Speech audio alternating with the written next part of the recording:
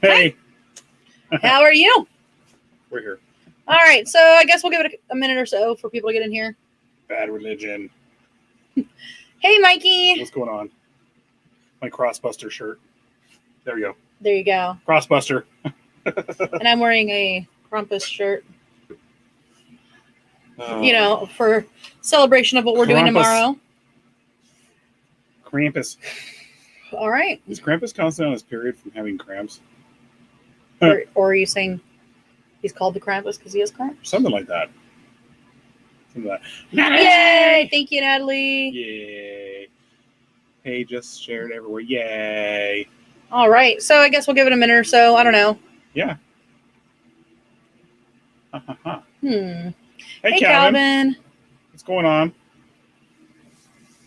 Ooh, we're really behind. Are we behind? Well, no, I think because he said nice. Oh. And I think it's a little behind. Yeah. It's all right. We can Cool. go get started. All right, I'm excited about tonight too. Let me I want to thank Jon Favreau for saving our childhood, because Okay, we don't get to talk about that right now because I haven't seen it. I'm not talking about anything. I just binge watched The Mandalorian, and I had to. Wow. Hey, Adam. Hey, Adam. And I watched I took an extra long lunch today to watch the last episode, and I was thoroughly in tears, and like tears of joy. And I was like, this is so awesome. Did I tell you that somebody told Kevin Smith to grow some balls? Hi, He Kelly. was crying. Hi. I was crying. I literally was in my truck tearing but up. Did you see that he was like, yeah, they told him to grow a pair. And he was, yeah, I did. A pair of tear ducts. The Mandalorian literally saved Star Wars. Like, it saved it, brought it back. Okay, and like it's a million times better. It's they retconned it. It's everything I wanted Star Wars to be. Like, everything. Boba Fett. Boba Fett's a badass. Dear God, I love Boba Fett. And they brought in Ahsoka, my favorite. Okay. You're ruining shit for people. Oh, well, you know what? No, I'm sorry. Not you know what. You already knew Ahsoka was in there. No. Yeah, you did. No, I didn't. They showed you as Rosario Dawson playing her. It's not what? No, you didn't. Hot ass Rosario Dawson. You didn't show me any of that. Anyway, so tonight we're going to talk about two separate things. Atilemon? No. Je vois vie? What the hell was that? I don't know. I'm trying to pronounce French words right now. Voir vie. Okay, remember. L'appel. L'appel. L'appel. Leopold. Okay. Leopold. L'appel. Leopold. L'appel. Leopold. Leopold. Leopold. L'appel. L'appel. Leopold. L'appel. Le Pen? Not lay. L'appel. I only lay. Deux. Hot Shots Part Deux. I know Hot Shots Part Deux. No. Deux. Not deux. Deer? Deux. Hot Shots Part Deer. Not deux. Deer. Deux. Deux. Vide. Vide.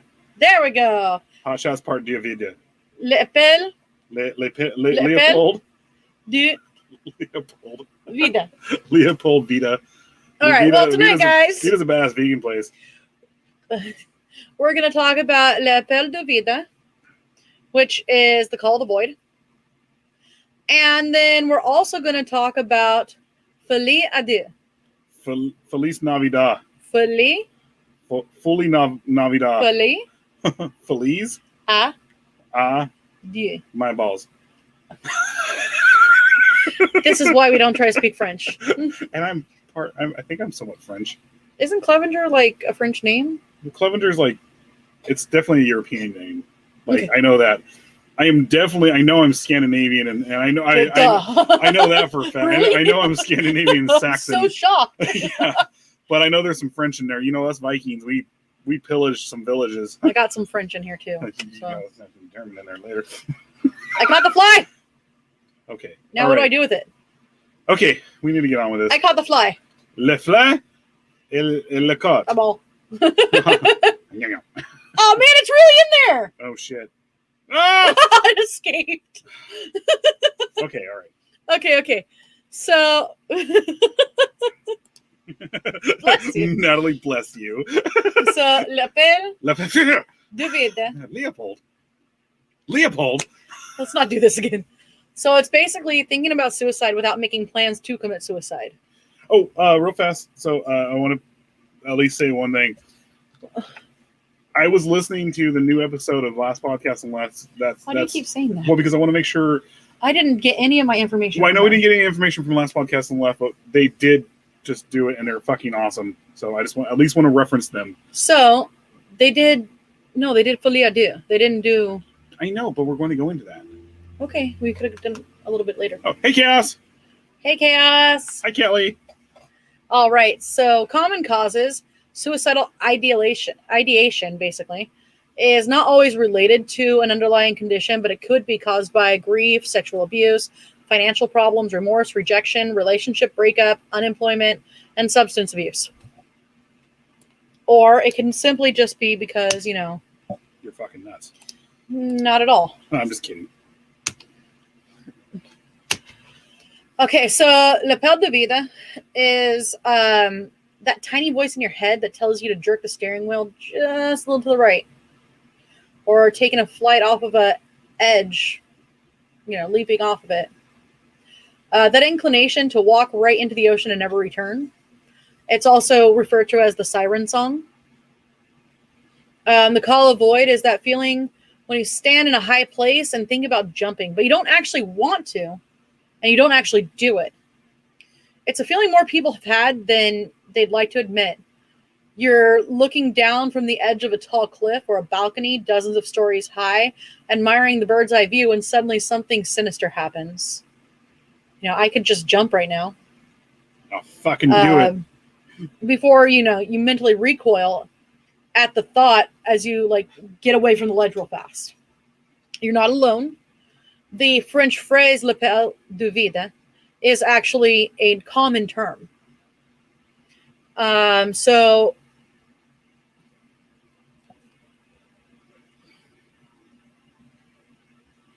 because humans have a higher intelligence, it's a what if. Yes, you're right, Natalie.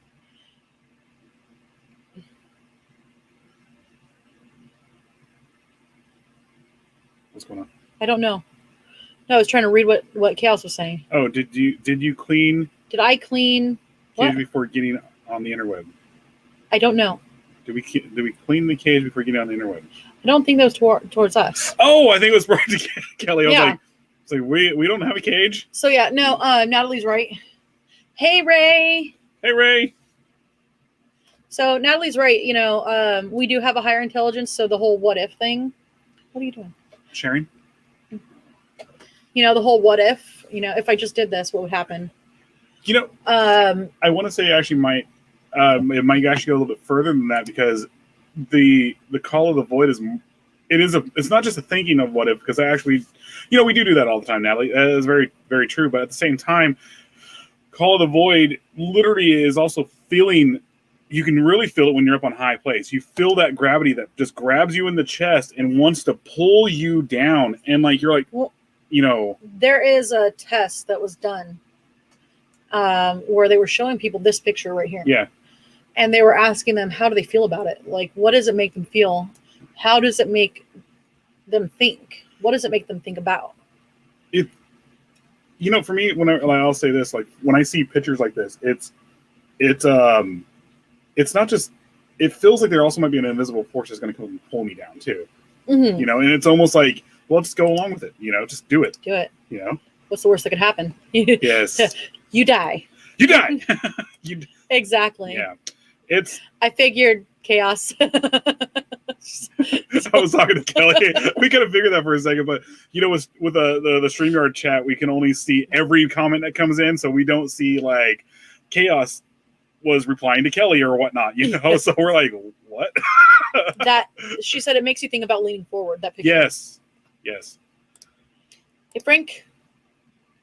Get with me after you. Oh yeah, I'll be up all night. I don't got to work tomorrow, so I don't have to work tomorrow either. I'm going to be gaming tonight. I did just start my antibiotics, so we'll see what happens.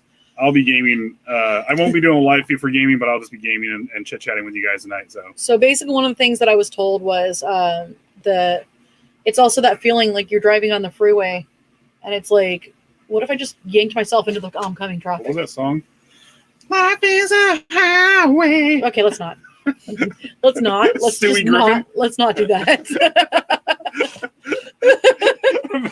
he's all Oh, here you go. he's all dancing. Life is a highway. I don't know why I love that song. Okay, sorry, go ahead. So in 2012, Jennifer Hames led a study at the Department of Psychology at the Florida State University, which is actually a university we mentioned last week talking about Ted Bundy. Florida. Yeah. I don't like that guy. I'm just saying that's a good name though. I gotta do this. I'm burning up. It's called the high space phenomenon, and ultimately said that the call of the void is potentially the mind's weird, paradoxical way of appreciating life. That makes sense. Yeah. Like, what if I were to jump, but I'm not going to jump? But it's your way of going, I could easily die right now. Yeah. I could see that, but like, I don't know. I still think there's more to it. I think there is, a call to jump right into your own immortality. Oh. I think it's the brain seeking an experience. Yep. Started humming Highway to Hell. The numbers. Yeah, I know. I saw. We're up, and then all of a sudden they left. I'm not that worried about it. Thank you guys for snooping. Hi. Hope you're having a great night.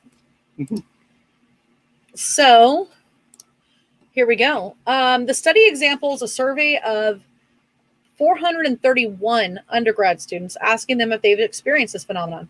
At the same time, she assured their mood behaviors, symptoms of depression, anxiety, assessed their mood behaviors, symptoms of depression, anxiety levels, and their level of ideation for suicide. A third of the study's participants reported that they had experienced the phenomenon.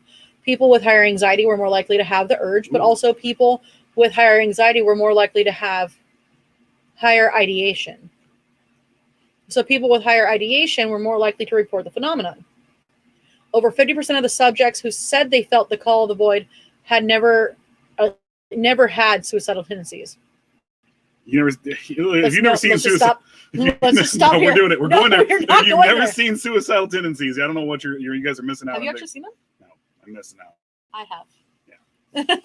I've listened to them for a long time. It was with Dave Lombardo playing on the drums. There we go. Sorry if you guys see me doing this. So because being a beer snob, there's a sediment and stuff like that at the bottom of the beers that you actually need to get into your beer. So when I do that, I'm actually seeing there's stuff there. So Mikey says that, he used to have those thoughts. He would plan every which way how it would happen. Yeah. I mean, it's interesting too, because there's a lot of people who aren't actually suicidal, like you were saying, like that have those thoughts, like how would you do it? But you're never going to do it. When I'm up high, I have this weird feeling I'm going to trip, roll, accidentally fling myself off almost like a cartoon. Yeah. Whee! Womp womp. Acne sign. One of the things I've actually done, Mikey, to bring that up, a lot of things I do in my head, I plan out like a lot of scenarios. I don't know, because I don't overthink it, all this stuff, but I do think I like to plan out. I like to think about my actions. If I do this, what's going to happen here? So, like it's one of the things I do. I think kind of is like related to being empathic and stuff like that, because I don't want to hurt someone or upset someone. But so because I do that, what's wrong? You're fine. I'm moving something. Because I do that, I also like thought out my funeral scenario a million freaking times. I mean, I think a lot of people have done that. Well, no. Like grandiose, like everything from Viking funerals to this and that. Well, what it would be like if I wasn't here. And I'm saying I actually get what you're saying, but yeah. So what exactly is going on with it? What do you No. Oh, sorry. Oh, what? What are you talking about? Hey, Azazel. Hey, Azazel. How are you? Well, hello there. So what exactly is going on? It could be explained by a strange mix between the conscious and subconscious mind. The analogy that Jennifer Hames gives in relation to the call of the void or the high place phenomenon is that of a person walking near the edge of a roof. Suddenly, the person has a reflex to jump, even though they weren't in danger of falling. The mind quickly rationalizes the situation. Why did I back away? I can't possibly fall. There's a railing there, so therefore I wanted to jump. Parkour. Picking and flicking. You're right. I think it's all about controlling your surroundings. I'm assuming, yeah. Oh, definitely. definitely about controlling your surroundings. So, let's see. Basically, I lurched away. I must have wanted to jump, but I really don't want to jump because I want to live. Like, that's the whole idea. Hi, Richard. Hey, Richard. So thus, individuals who reported experiencing the phenomenon are not necessarily suicidal. Rather, the experience of high place phenomenon may reflect their sensitivity to internal cues and actually affirm that they want to live. Hi, Carl. Hey, Carl. Oh, your PC ships Tomorrow. Oh, that's cool. No, ship Monday. Monday. Oh, yeah. You're going to love it. So, especially with again, the idea here is, does this picture make you want to jump? You know, does it make you want to go over that edge? It makes me want to ask the guy why he didn't, use a better camera and have better HD quality and stuff like That's true.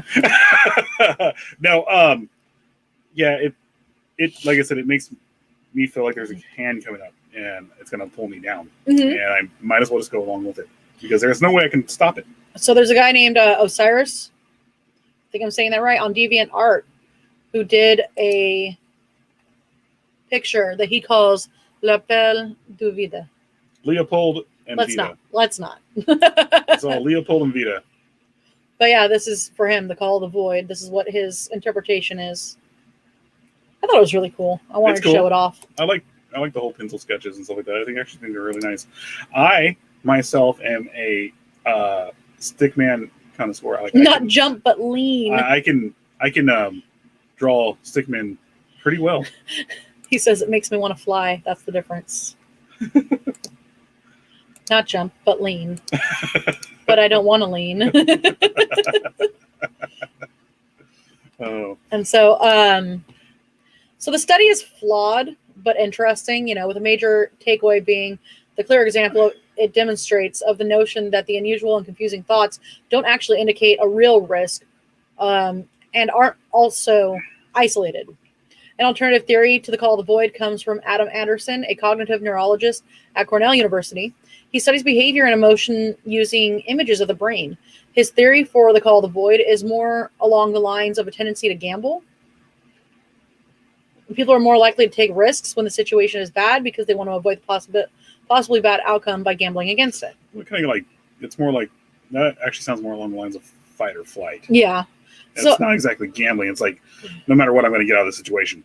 But as illogical as it may sound, if someone has a fear of heights, their instincts to gamble against it by jumping from a high place. I get it. I'm pretty afraid of heights, but I actually have climbed a 100-foot tree. I have gone parasailing, which actually was a lot of fun. It's funny because I when you say stuff like that, like I won't. I'm like, I'm not going to do that stuff. I don't need to. But my friends and me, we've always gone out and just burned shit in the woods and with kerosene and stuff like that. And it's like, oh, I'm sorry. But I'm sorry. I was reading what Mikey said. He said, I used to have really bad thoughts about getting hurt by many things like machines, tools, and other stuff. I hated it because the thoughts were intrusive. Also, yes, I've had the thought of jumping. Yeah. Yeah. Great analogy. Gambling. Yeah, gambling. I think gambling is actually a pretty good analogy for fight or flight and stuff like that. Because you're. But I'm sorry, what were you saying? I've never done stuff like that, but I've actually, parasailing or something like that. But we've always gone and been out in the middle of our farm, or when I grew up on the farm and we went out there and partied. Hey, let's go ahead and put three cans of kerosene on this gigantic mountain of leaves. Who's gonna light it? I'll light it. And fireball, and I'm like, that's how you have no eyebrows. No, yeah, I have eyebrows. I'm saying in general, that's how you get no eyebrows. Oh. Not that you don't have eyebrows. I took a 12-foot long stick, and it's still the fireball. I could feel it. We had people out in the field. Girl. No, this is funny because the people. Okay, so we were down in this area called the pond. Giant trees everywhere. This 10-foot embankment, and it was a pretty big area. We would go and party out by my old house. People were also out in the field doing stuff to each other, and then all of a sudden they saw the fireball go up almost 300 feet in the air. And we're like, we better go. Hi. So, the fear of hold on. As illogical as it may sound, if someone has a fear of heights, their instinct to gamble against it by jumping from a high place. Future gain is not as immediate as avoiding present danger. Fear of heights and fear of death are not so connected. Fear of death holds an emotional distance to others. Other less abstract fears don't. Therefore, like fear of cobras. Jumping solves the fear of heights immediately. Then you're confronted with the fear of death problem. There's no which fear after that. may wind up not being a problem if you die. There's nothing else after that. Nothing. As long as you don't say, hey, guys, watch this. Yeah, we did say, guys, watch this. If you don't have any eyebrows left, you can paint them on like... Oh, there was a time where I actually thought I burned my hair off. Like, I had my hair down, and we were outside lighting a gas grill. And for some odd reason, we didn't smell all the gas that we were building up in there. This band would shut the fuck up so I can hear what you guys are saying. Seriously, who plays music while people are staring at their phones? Richard, where do you live again? Is it North Carolina or? I thought it was Texas. Was it Texas? Hey, you guys are open. Lucky. There's no bands here right now. So. Well, I miss my bands. Yeah. Therefore, okay, so it's like the CIA and FBI not communicating about risk assessments, basically. Like when you do something because you're afraid of heights, so you jump off something, but you're not afraid of death until it's staring you in the face. It's like there's a lack of communication in the brain for a second there, but now you're afraid of death because you're about to hit the ground. It's a sudden stop at the bottom, right, Calvin? You know what? And it's a fucked up thing to see, but go watch the 9/11 videos of the towers. People jumping, and people were so much more afraid of burning to death. And again, it's a sensitive subject. I tear up every single time I watch it. I can't even.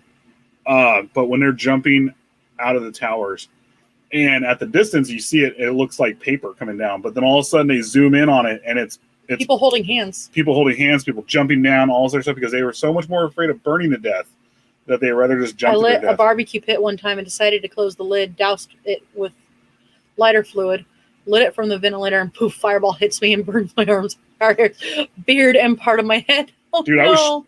I did the same thing, and I was shaking the entire night. I almost. Sorry. Hold on. Ready. So it's not the jump that kills you; it's the sudden stop at the bottom. Wile E. Coyote. Unless you're Wile E. Coyote. Yeah. Well, so numerous other theories have been examined as well. From French philosopher Jean-Paul Sartre. Do you want me to pronounce it? No. Leopold. No. It's a moment of existentialist truth about the human freedom to choose to live or die. There's the vertigo of possibility when humans contemplate dangerous experiments in freedom, the idea that we can choose to do this. There's also the purely human explanation that the urge to sabotage ourselves is human. I think we can also do another thing when we're done. I think a third subject we can actually get into real quick too is when did you guys actually, have your first thoughts of your mortality? I don't want. Yeah, no, I'm good. Well, I'm just saying, no. It's a great subject. I just don't want to do that one myself. Well, no, when I was in my 20s, I was fine, but for some odd reason, the minute I hit 30s, like, I don't know, for the first 3 years, I thought of nothing but death. Like, it was like, it's inevitable now. But when I was in my 20s and like earlier than that, I felt like I was immortal. Like, I was like, I'm never going to die, Yeah. Stuff like that, Tim! Sorry. How does his name end up Tim now? I said Tim. It sounds like you said Tim. I'm trying to do it with a Pennsylvanian accent. Have you heard Pennsylvanians? No. Except for Tom. Because it's somehow turning into a Wisconsin accent. We talk to Tom now almost nightly. It's somehow turning into a Wisconsin accent. In other words, it's perfectly normal as long as you don't act on them. Yeah, basically. But isn't death actually natural? Well, yeah. I accidentally hit his first. So, God bless Ladder Company 6. They died when one of the towers collapsed on top of them. They were told they didn't have to go in, but every last man volunteered. Yeah, they were heroes. Becca! Hey, Becca! Hey! Hi! So Monkeys. when that pit incident happened, I literally went Beavis and Butthead. Whoa, that was cool. Yeah. And then you're like, why do I smell hair burning? Oh, shit. Yeah, my early to mid 30s was when it hit me. Yeah. I get that. It hit me. Now I'm 39. I'm like, you know what? It's inevitable. There's nothing I can do about it. I'm just going to drink. They loves their Tom.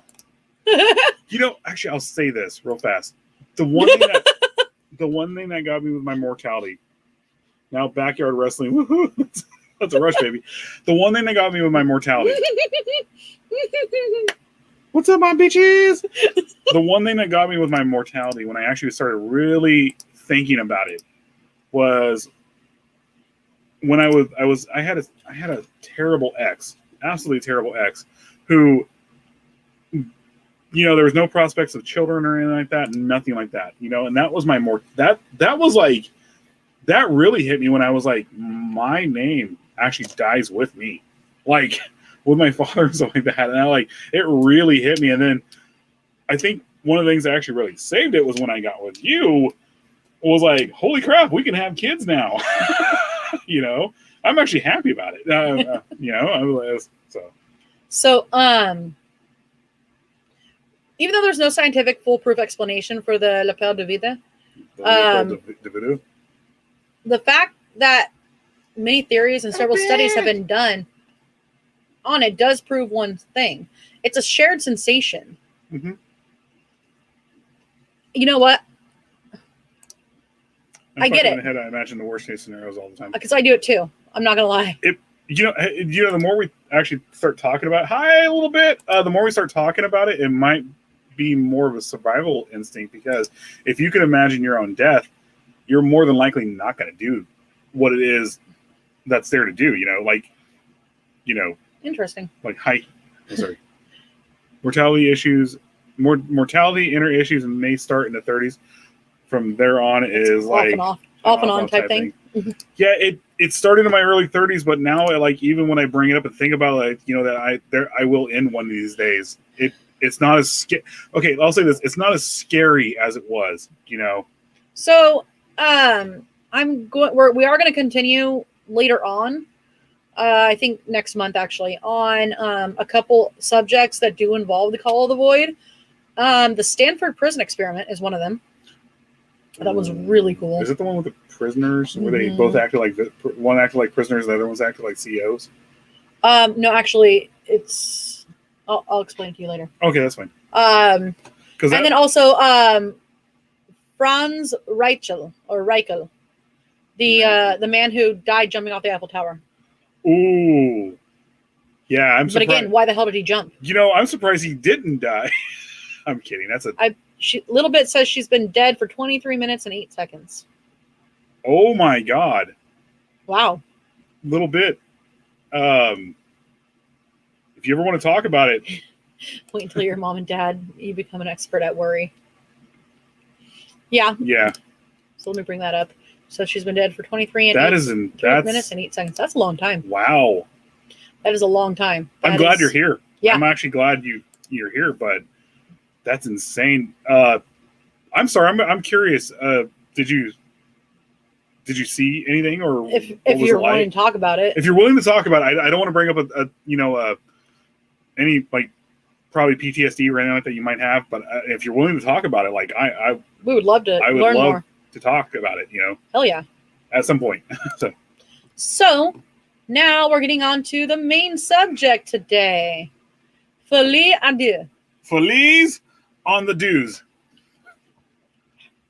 The fleas of madness is what we here in America call it. I'm pretty sure that the only thing French, well, actually, you didn't actually know that. The only thing French about me is my cooking.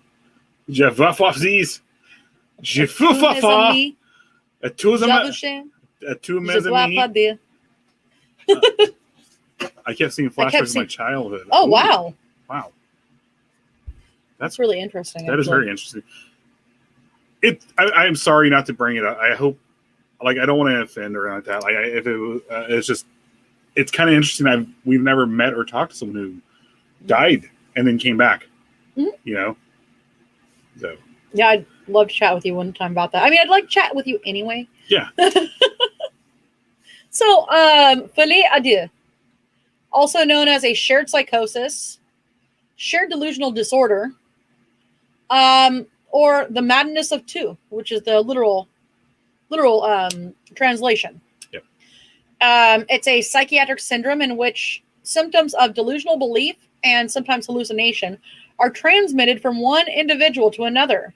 The same syndrome shared by more than two people may be called folie à trois, folie quatre, or like even Or syphilis of madness. no, folie in famille.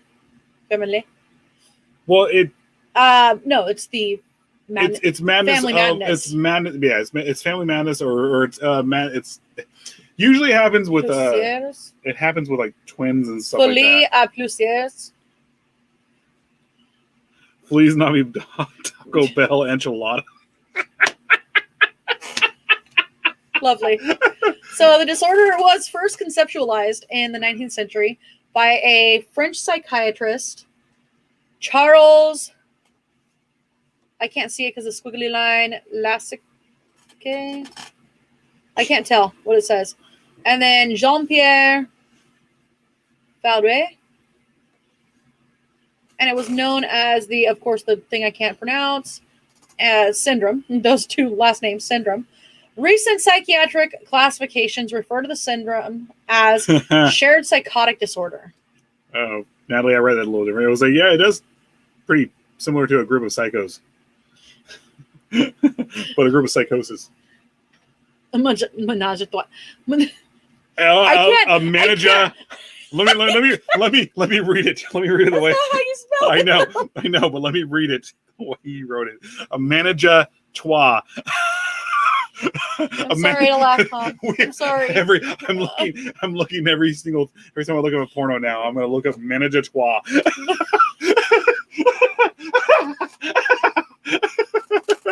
Tom makes me smile. Like he is. Tom is our sunshine. He is my sunshine, and he makes me smile. So actually, funny that you mentioned that, Tom. There is a brand of wine called Folie à deux. And they actually fleas in this wine. Sorry. They actually have a brand that's menage a trois. Which means a type that a wine is their brand is menage a trois. The main company is Folie à deux. I might as well just call it syphilis because sex madness is technically syphilis. There you go, menage a trois. Tom. Yes. Tom, yes. Let me. Okay, I'm going to do this for a second. Real fast, menage a trois. Menage a trois. Menage a trois. Okay, let me ask you, Tom. Did you Google that? Probably. I'm kidding, dude. Manager. Oh. Yes, I want your manager. Oh. Let's see. Okay. So when I woke up in the ICU, my heart was beating in. Okay. Box with a tube attached to. Oh. Wow. I had to stay that way for a week. Oh my gosh. I went back to put my heart back in the box. So they removed her heart. Damn. And wow. Did you? Wow. Was it okay? Yes, that's my thought. My thoughts exactly. I'm sorry. I'm actually really curious about this now. Did you see By the your way, own yes, heart? he did. I would have done the same thing. A little bit. Did you actually see? I know. More than likely, you were probably passed out on whatever drugs they had you on, or in and out of consciousness. But did you ever look over and see your heart? Like, I'm actually very curious about that. Like, sorry. So. Yes. Yes. Oh wow. What was it? Okay, so now here we go. We're going on the rabbit hole. What was that like? Right now. This is pretty fucking metal. I can't. I'm trying to imagine the feeling, and I don't think I could. Look, I'm saying this all as a compliment here. You are probably the most metal person I've ever talked to. You watched it every day beating. That. Oh my God. You're literally the most metal person I've ever met. Yes. Like, you really are. Look, I know it must have been a horrific experience, but she's a nurse, by the way. I got to see lungs and heart. Yeah. My aunt is she's a nurse for our heart hospital here, and But yeah, I mean, she actually massages the hearts and all I that wanted stuff. to clarify that when Becca saw heart and lungs yesterday, that she was a nurse. I saw heart and lungs yesterday. Becca is our local serial killer, guys. So that is insane. She says she's in Texas, but let's be real, she's here in Bakersfield. That is. I'm sorry that I'm not. I am. That is fucking neat to me. I'm glad you survived, and I'm glad you're here to talk to us. And that is an experience. Oh, wow. Can I see it? I would love to see that. If you have video of it, Look at Natalie not laughing at. No, laughing at you. Oh, okay.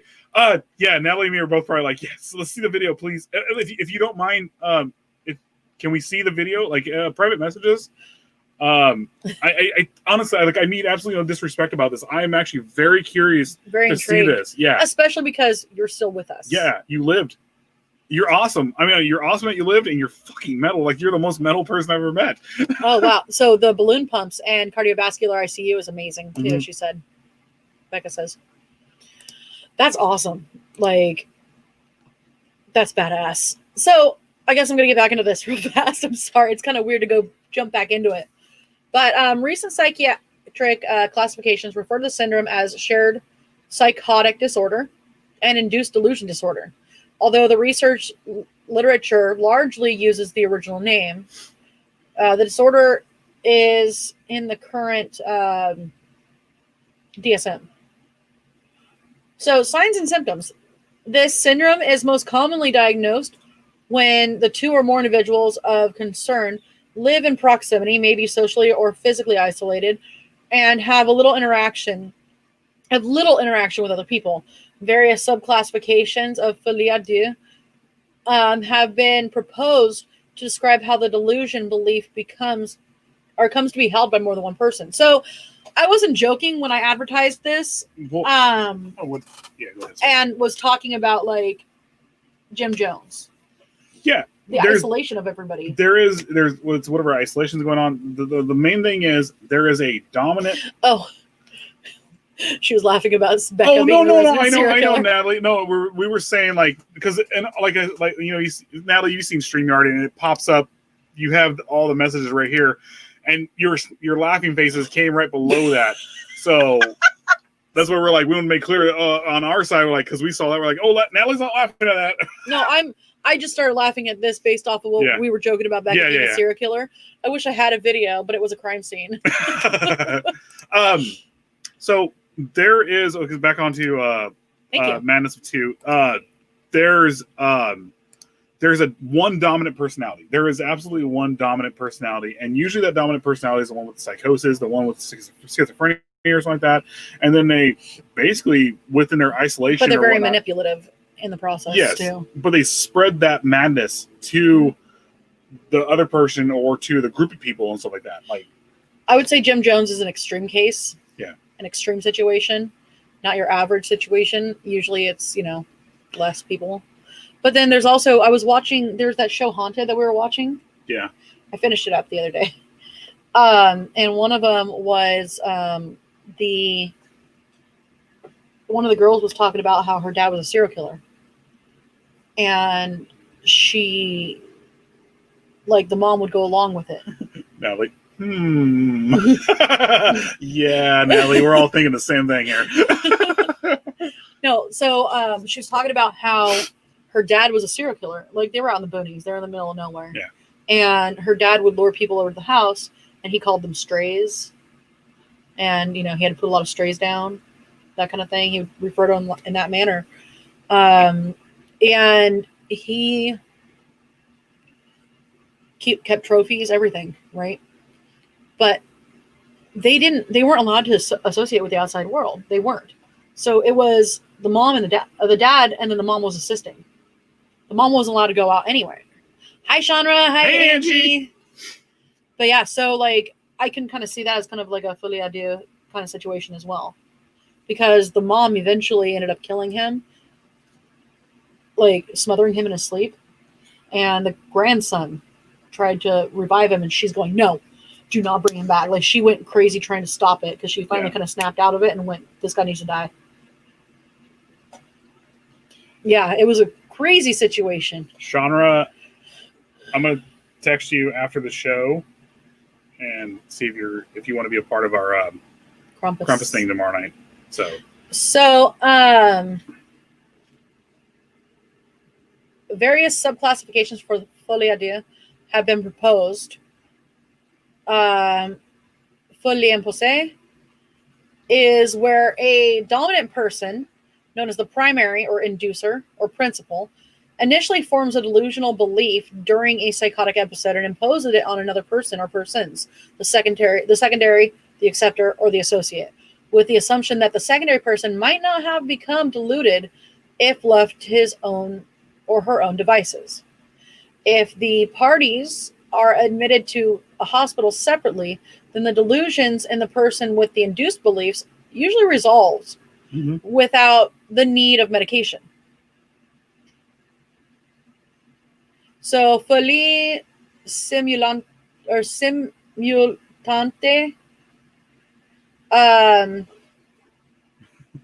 describes either the situation where two people considered to suffer independently from psychosis influence the content of each other's delusions so they become identical or strikingly similar, or one in which two people morbidly predisposed to delusional psychosis manually trigger symptoms in each other.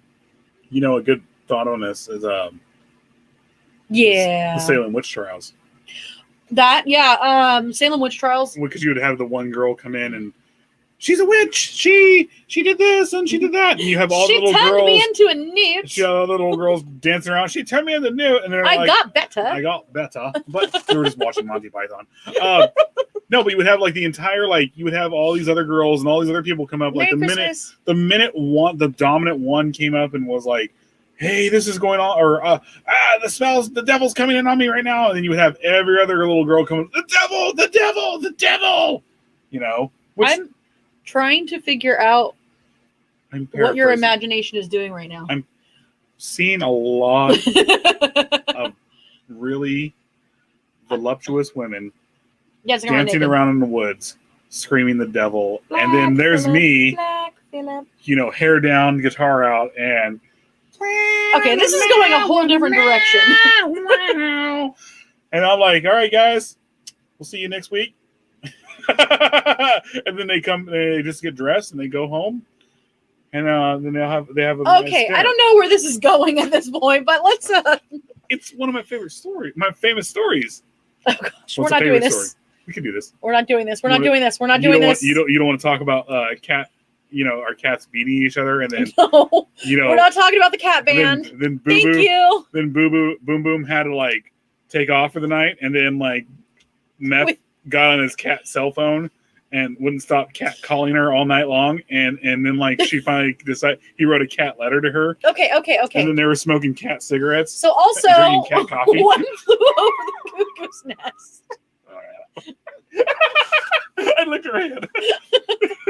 One flew over the cuckoo's nest, except, they were convinced they were nuts, but they were not. No, that's definitely. Yeah. Best part of One Flew Over the Cuckoo's Nest. Thank you. You can leave anytime you want. What? Yeah. So Folie à deux is more, and its more populist derivatives are in many ways psychiatric curiosity. The current diagnostic and statistical manual of mental disorders states that the person cannot be diagnosed as being delusional if the belief in question is one ordinarily accepted by other members of the person's culture or subculture. Hi, Carol. Thank you. You're amazing, Carol. So, hello. Love the ring, by the way, in that picture. It's fantastic. So, you ADD'd me. Sorry. Okay. It's not clear at what point a belief considered to be a delusional escape from a folie, whatever. Just diagnostic. No, because it's not Madness of Two. It's folie, and then Madness there's ... diagnostic category that becomes legitimate because of the number of people holding it. When a large number of people may come to believe obviously false and potentially distressing things based purely on hearsay, those beliefs are not considered to be a clinical delusion by the psychiatric profession and are labeled instead as mass hysteria. Stop for a second, I gotta sneeze. Institutional religion. Sorry. I'm sure most of us were thinking about it. So, as most psychological disorders, the extent and type of delusion varies. On the non-dominant person's delusional symptoms usually resemble, but the non-dominant person's delusional symptoms usually resemble those of the inducer. So, prior to therapeutic interventions, the inducer typically does not realize that they are causing harm, but instead believe that they are helping the second person to become aware of vital or otherwise notable information. Well, Natalie, most cults. Heaven's Gate. Actually, every single cult. I would dare say every single cult. They all get in with. But I think that's where it goes on to the mass hysteria thing. Like, so I was mentioning Jim Jones earlier. I guess it would kind of go more on the mass hysteria scale. I think they Jim snapped Jones, out of it real fast when it came time to actually die. No, well, Jim Jones was a different. He was a different breed. Jim Jones is a different thing. Okay, so Jim Jones had a chance to actually be a good. Granted, but he was a manipulative. No, he wasn't. Psycho. He wasn't exactly at first. Actually, Jim Jones did good things. Just because he did good things didn't mean he was a good person at all. I'm not saying he was a good. There was a point in his cult career where he could have taken the cult and moved over to everything good and help people, and then going this way. But no. Hitler could have also done the same thing. Yeah, I think Hitler's just born evil, but he's a fucked up person. Fuck him. But but I'm like, seriously. Well, no, Jim Jones. There is some parts of it that when you look at the early history of the People's Temple or whatever they called it, it literally was pretty good. Like, he was very inclusive with people of color. He was extremely inclusive with. Yeah, because he wanted to kill everybody. No, he didn't. Not originally. He did not want to kill everybody. He had a morbid fascination with death, which is actually a very good death metal album. But segue into the mass hysteria that. Well, his mass hysteria came from methamphetamine. Well, yeah, I mean, I know a few people like that. Yeah. So Psychology Today, magazine defines delusions as fixed beliefs that do not change, even when a person is presented with conflicting evidence.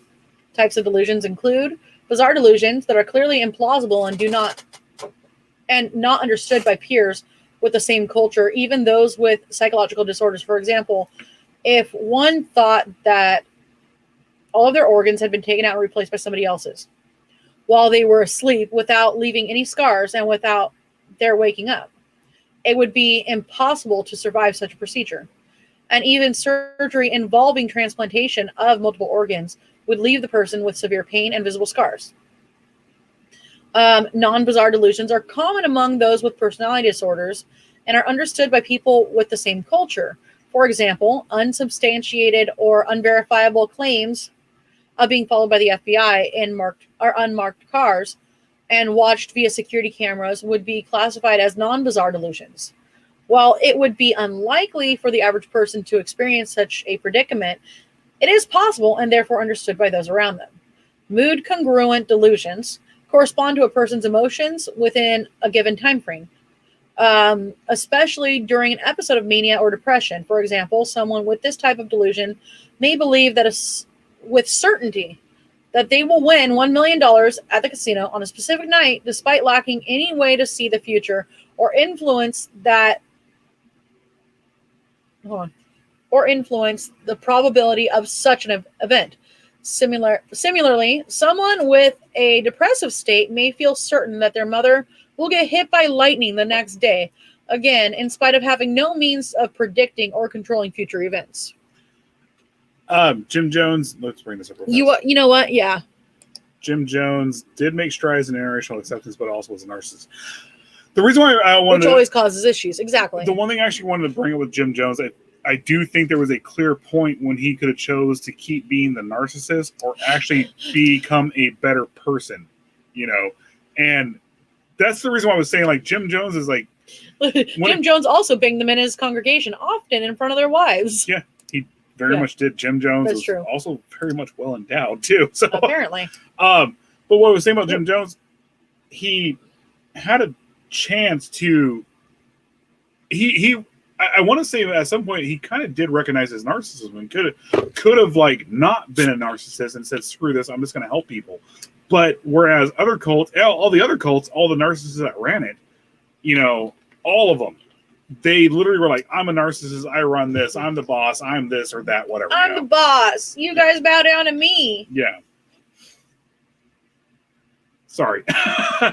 So, mood neutral delusions are not affected by mood and can be bizarre or non-bizarre. The formal definition provided by Mental Health Daily is a false belief that isn't directly related to the person's emotional state.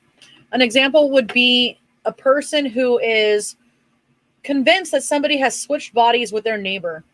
The belief persisting irrespective of changes in their emotional status. Yeah, you're right. You're both right. I get that aspect of it. It could be a positive. Natalie, hindsight's always 20/20. Like, I'm looking back and saying there was a point right here where you could have done this, but you know what?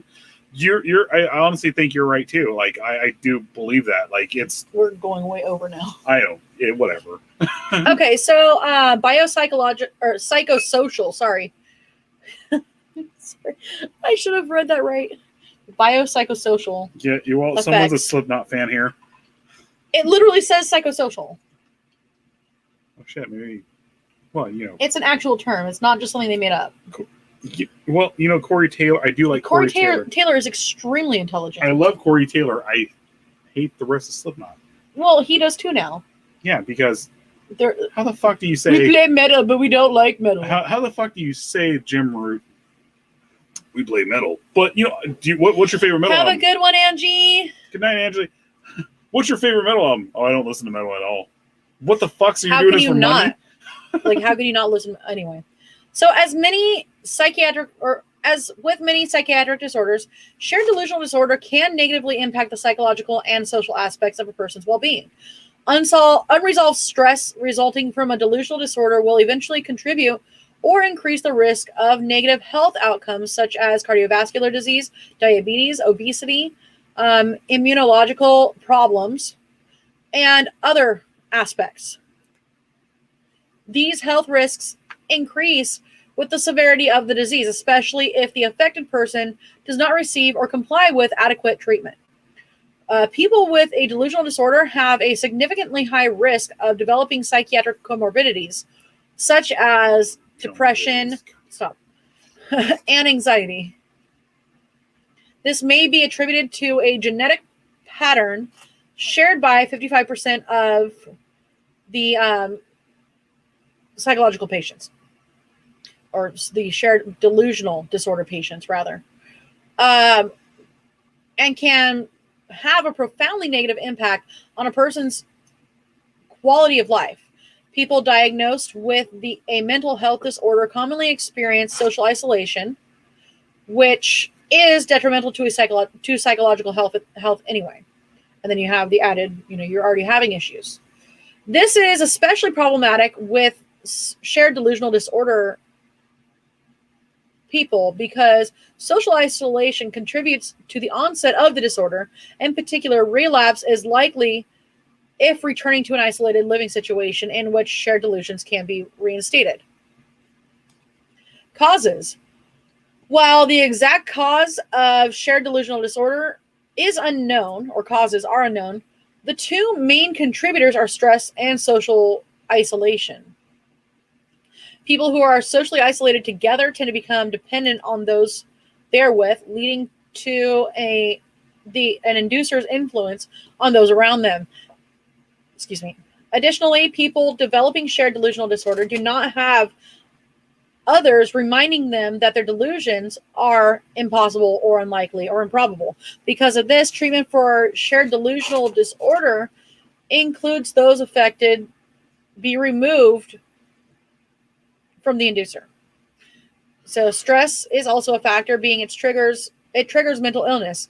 The majority of people that develop shared delusional disorder are genetically predisposed to mental illness in the first place, but this predisposition is not enough to develop a mental disorder. However, stress can increase the risk of the disorder. When stressed, an individual's adrenal gland releases the stress hormone, cortisol, into the body, increasing the brain's level of dopamine. And this change can be linked to the development of a mental illness, such as a shared delusional disorder. Cortisol also makes people gain weight. There's other aspects of it that are just super negative. So, well, I mean, when you're finished reading, I'll chime in. Yeah. Yeah. Thank you. Oh, Carl's working right now. Mm-hmm. So, diagnosis. Shared delusional disorder is difficult to diagnose because usually the affected person does not seek out treatment because they do not realize that they are delusional or that their delusion is abnormal, as it comes from somebody in a dominant position who they trust. Furthermore, since their delusion comes on gradually and grows in strength over time, their doubt is slowly weakened during this time, and shared delusional disorder is diagnosed through the DSM-5. And according to this, the person afflicted must meet 3 criteria. They must have a delusion that develops in the context of close relationship with an individual with an already established delusion. The delusion must be very similar or even identical to the one already established that the primary has. The delusion cannot be better explained by any other psychological disorder, mood disorder, with psychological features, or a direct result of psychological effects of substance abuse or general medical condition. Bring up the payment or a raise thing real fast. Okay, good, dude. I hope you have a good night, man. Thank you for watching. Yeah. Yes, we love you, Ray. Natalie. The reason the lead delusional person tries to isolate those they have influence over or make them choose between them family and friends. Or family and friends. Yes. I was going to say, people that are in or not just abusive relationships. Well, toxic. Oftentimes. Toxic work environments, toxic, anything. Toxic stuff. I was talking. Huh? I was talking. Sorry. Go ahead. I want to get them. I have something to say about all this stuff too. So real fast. Well, what I was thinking about is like people that are in toxic relationships where it's like only them and they're living together. They're in a small place that, that kind of thing that they rarely get out. If they do, it's just working back. Yeah. They have little to no influence from other people. And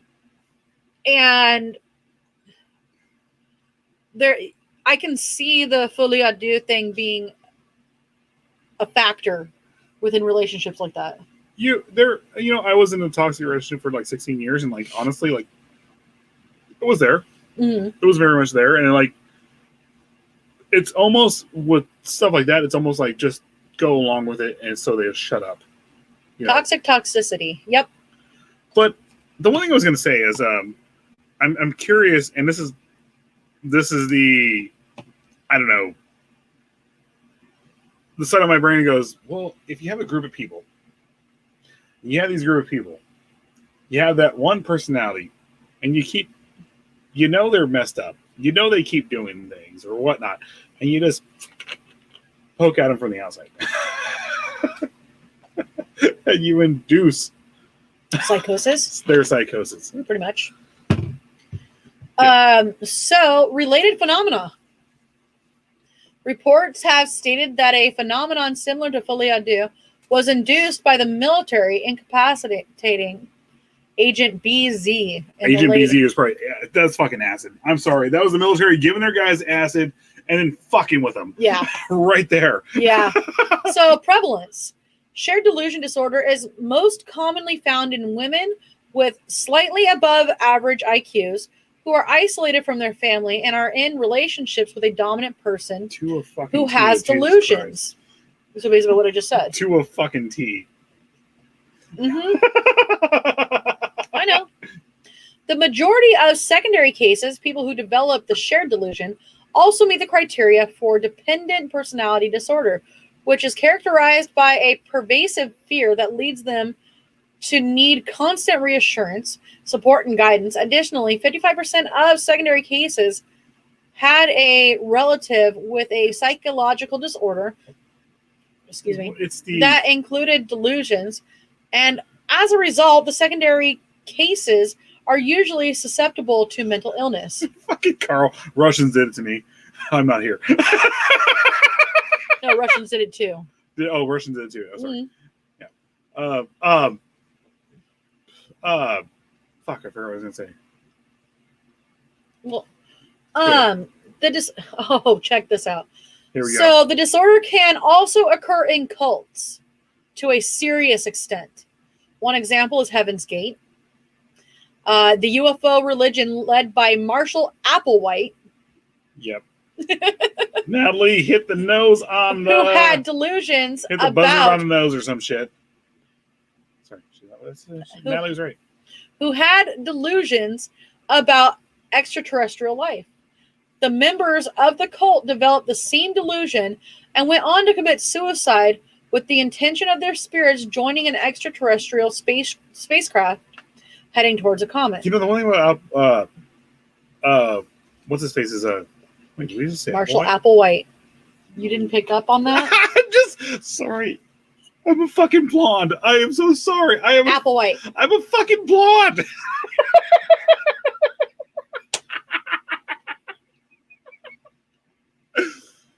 This whole time, I'm like, mascot sounds familiar. What the fuck is the name for that? But don't ask questions. Just, you know what? Just go with it. Just go with it. And I was like, fucking Marshall Applewhite. There we go. Yay. So after a person has been diagnosed, the next step is to determine the proper course of action. Real quick, what I was saying, like he in the cult, he actually did tell them though, you have to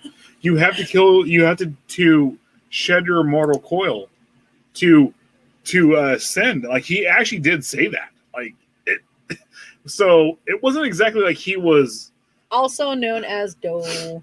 Yeah, it wasn't exactly like he was telling them. Are you reading this at all? Oh, sorry, Frank. You were always awesome, but with a couple beers, you are fucking fantastic.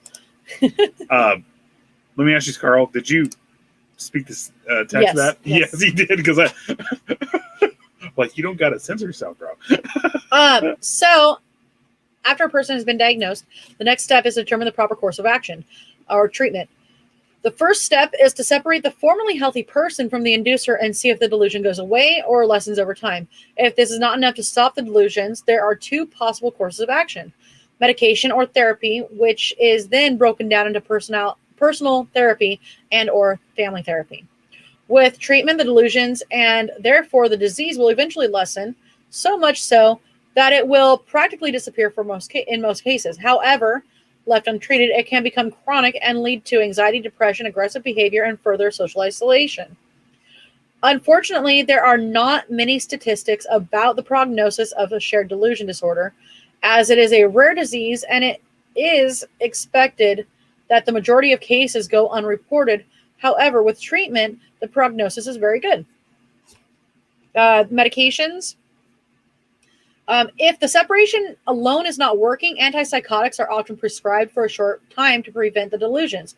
Antipsychotics are medications that reduce or relieve symptoms of psychosis, such as delusions or hallucinations, seeing or hearing something that isn't there.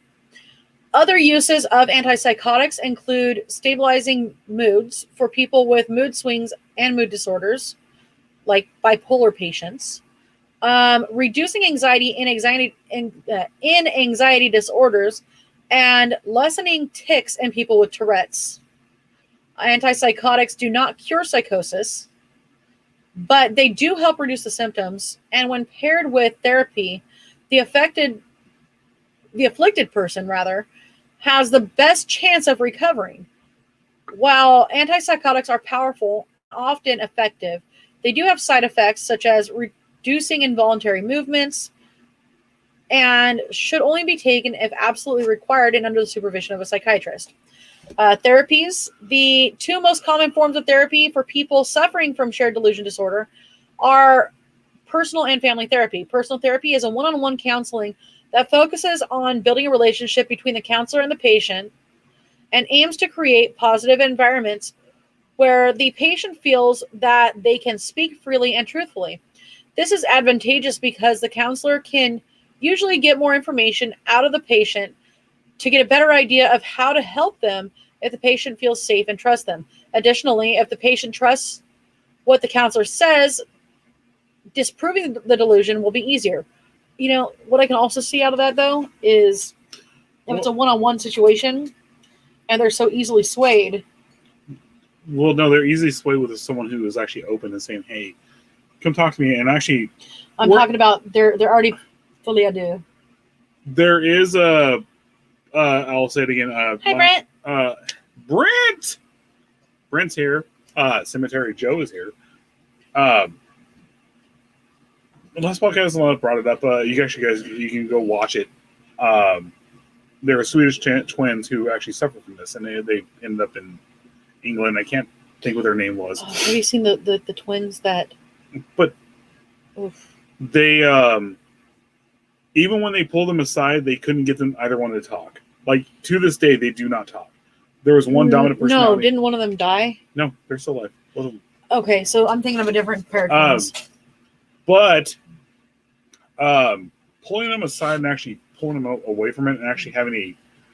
So you have a dominant personality who is like going, it's attack, attack, attack, you know.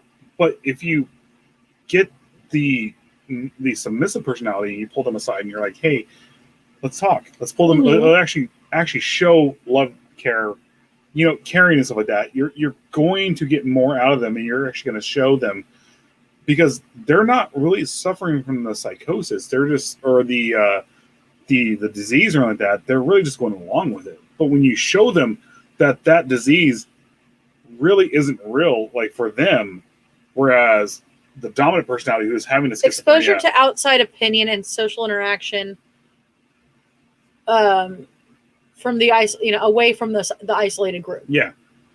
Once you do that, like Natalie said. Sorry, I was just going off my everything. Yeah. But yeah, that's right. Yeah, that's what saves them and pulls them out of it. Well, okay. So sorry, real fast. Another thing, I don't think, as much as they want to say psychosis medicine works. What? The medications is like that. Antipsychotics? The antipsychotics. I don't want to say they would work for the submissive personality because... Yeah, they do. Well... Because they're in a delusion as well. They are, but at the same time, they're still going to That's what they just said, though, is that the... getting the secondary away from and getting them talking to You're right. Sorry, I fucked psychiatrist. I fucked up. I'm drunk. Well, okay, so the other thing that I was thinking of is actually another pair of twins. And they had the Folie, deux thing going on. Well, they ended up they split them up to different psychiatric hospitals, right? And they went completely mute. They wouldn't eat. They wouldn't do anything. So apparently one of them said that one of them had to die in order for them... That's okay. Funny. That's funny. Because it's so damn cute, I would have to cry and puke at the same time. He could cry and puke at the same time. I'm like, go ahead, bro. Be you. Stop. The fuck? Anyway, there was this whole notion that one of them had to die, actually, in order for the other to live a normal life. Well, in the end, after the hospitalization, one of them actually did die. But it was like very random. Oh, that was the ones who wrote the novels and stuff like that. Well, one of them's dead, so the one who wrote the novel. They were Haitian twins who were in England. Mm-hmm. Yes. Those. Yes. And the delusion disappeared. She lives a normal life. They wrote those weird ass. She lives a somewhat normal life. She still is not all there. Well, yeah, but well, because the delusions went on. One would have to die for the other to be free. Yes. The delusions went on for years and years and years, and It would have to be honestly too. Oh, they had their own language. They did. But the That interesting was part. only brought up in last podcast. Well, the interesting part about it is when they listened to it, it actually wasn't another language. They were just speaking really fucking fast. Yes, they were speaking extremely fast, especially fast.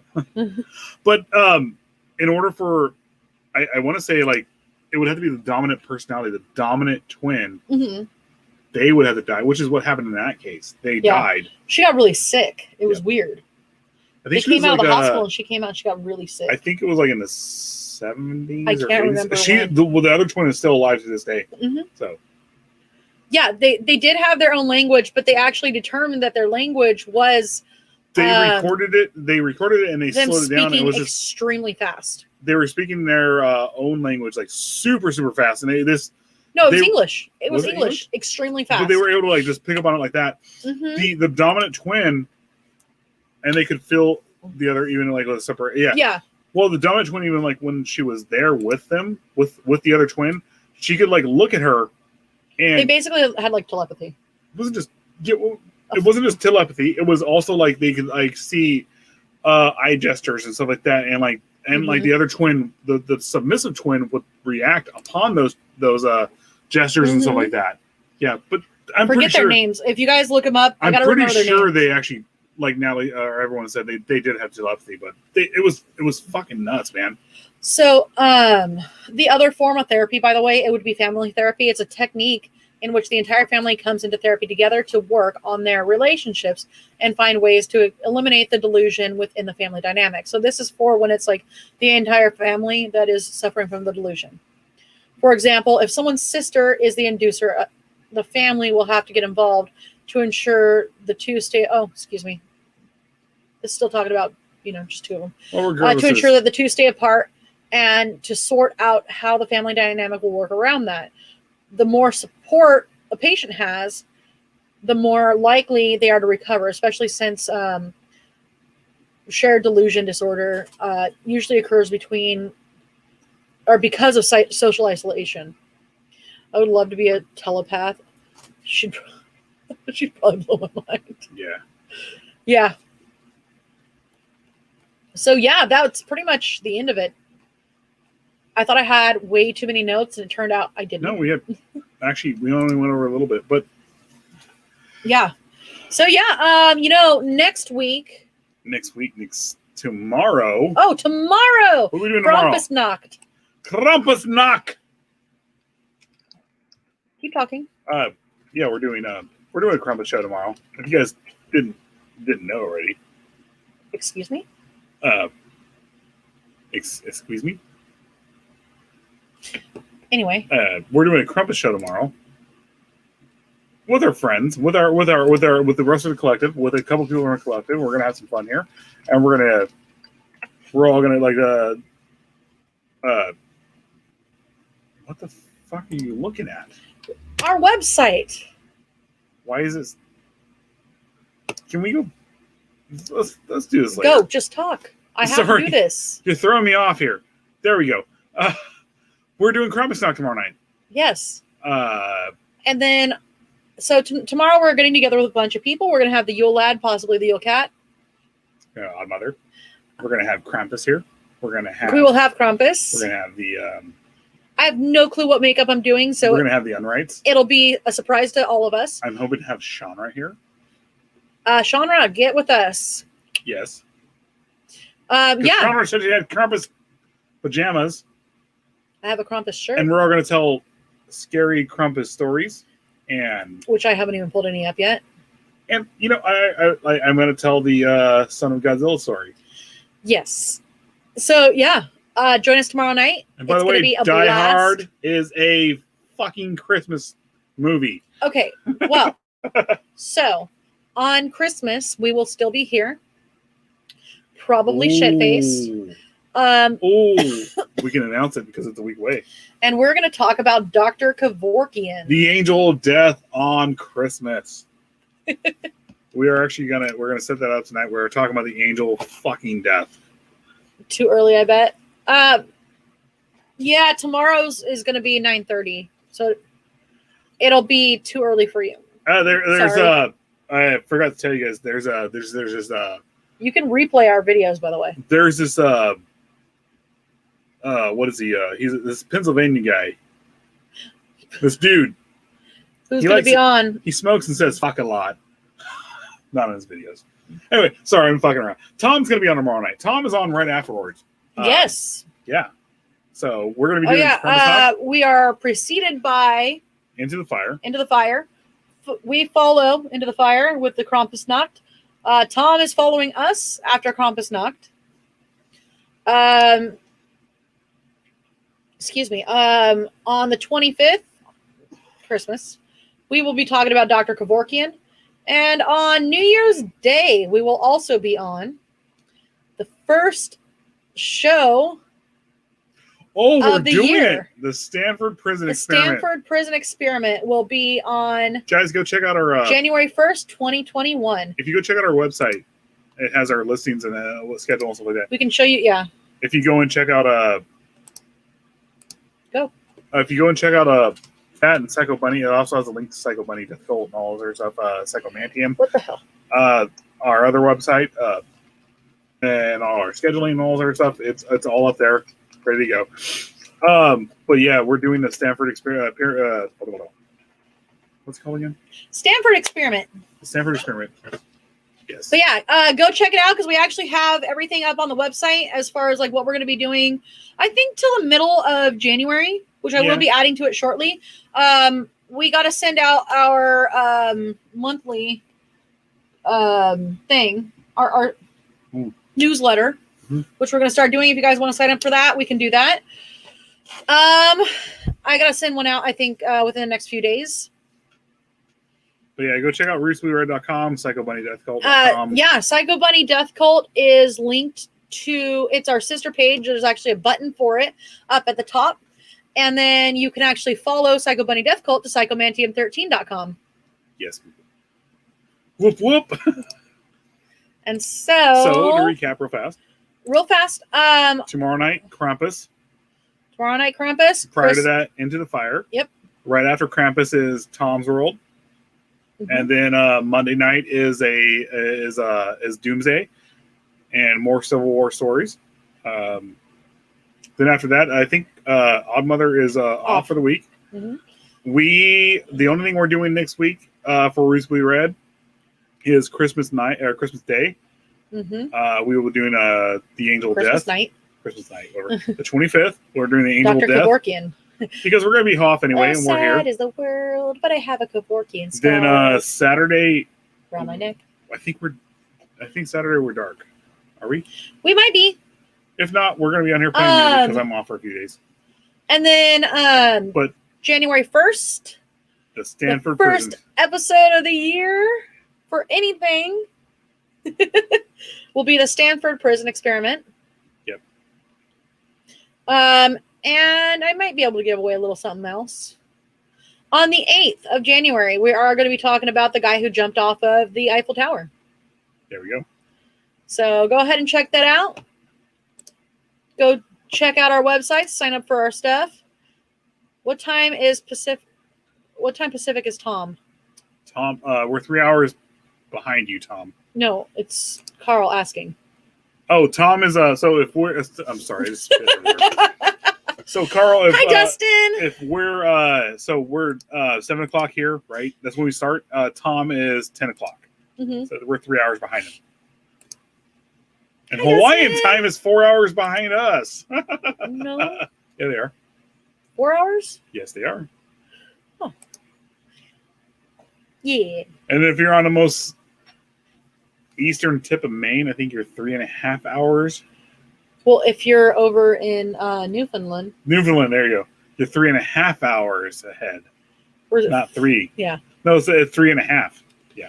All right, guys. So thank you so much for joining us. Have a wonderful night. Yeah. We'll see you tomorrow night. We'll see you tomorrow night. We'll see you tomorrow night for Into the Fire, and then Krampusnacht, and then Tom's World. Later, guys. Bye. Outro. Hold on. I will. We're doing an outro. We're almost doing an outro. Oh, something I forgot to show you guys. Oh. Ha! While we were talking. So since we were talking about Folie, it's the puzzle piece of madness. Okay. I don't know. And then I really liked this drawing, The Madness of Two. I don't like that drawing. That fucking freaks me out right there. Sorry, can you just stop? That fucking no. The double eyes thing. All right, we're out. Let's play the outro. Let's get out of here. Different time because they're wacko. All right. Have a great night. That one right there. That one? That one. That's the random show. See you guys. That's not the random show. It says the random show across it. That's not the random show. That's ours. That's not the random show. Play this one. Play this one. Okay, There you go. bye. See you guys later.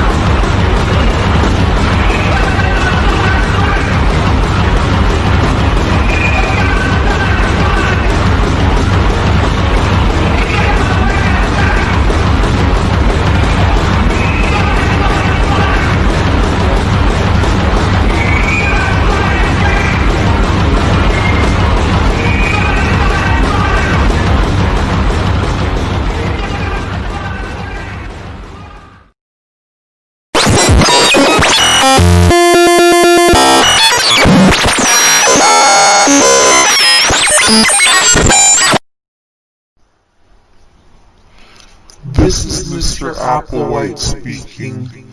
Do not attempt to adjust your device. There is nothing wrong with it. I am here to deliver a message. Join Psycho Bunny Death Cult in our anti-censorship campaign. Free your mind. Free your head.